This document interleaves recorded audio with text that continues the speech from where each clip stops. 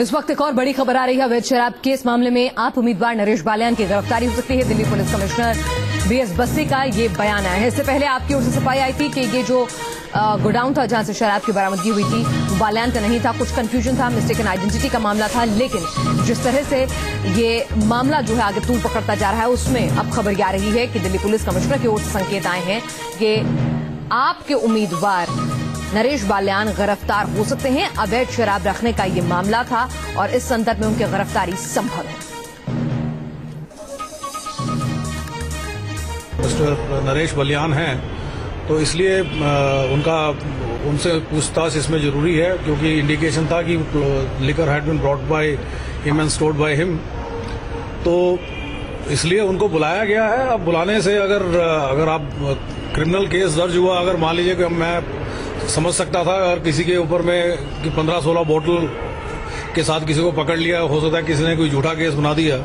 497 carton अगर आए हैं दिल्ली शहर में, उत्तम नगर जैसे इलाके के अंदर में, जहां पर पहले भी मतलब जहां पर लोग इस प्रकार के प्रलोभन को मुनासिब समझ सकते हैं, तो उस पर केस दर्ज होना लाजमी है।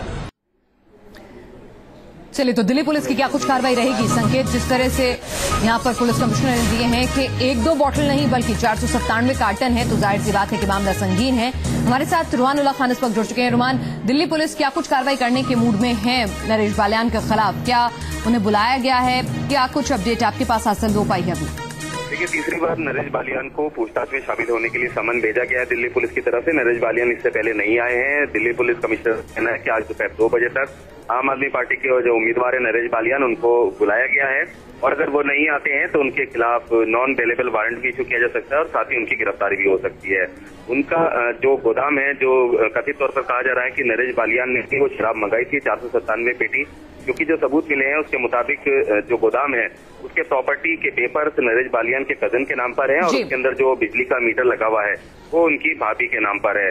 उनसे पूछताछ की जानी है और इसी सिलसिले में उनको तीसरी बार समन इशू किया है। इससे पहले भी 2 बार जब समन इशू किया था तब नरेश बालियान पूछताछ में शामिल होने के लिए नहीं आए थे। अब उनके ऊपर गिरफ्तारी, जाहिर सी बात है दिल्ली पुलिस भी जब 2 बार समन के बाद भी पूछताछ के लिए नहीं आए हैं, तो अब दिल्ली पुलिस ने भी कड़े तेवर अख्तियार कर लिए हैं और आज 2 बजे का वक्त है। जाहिर सी बात है कि अगर वो गिरफ्तारी होती है तो और ये मामला तूल पकड़ता हुआ नजर आएगा।